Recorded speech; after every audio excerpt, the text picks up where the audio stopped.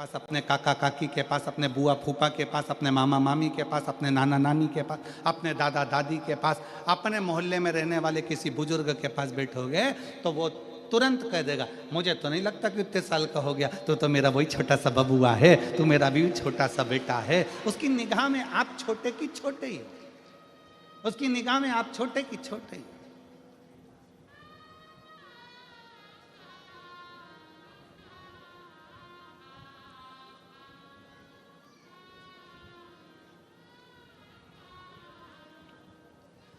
पाटिल जी का कल जन्मदिन था।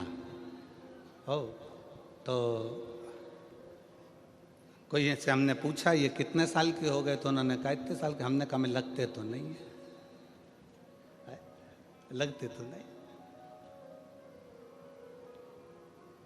किसी बड़ों के पास बैठोगे, भविष्य पुराण कहती है किसी बड़े के पास जाकर बैठोगे तो तुम अपना छोटपन कभी नहीं भूलोगे।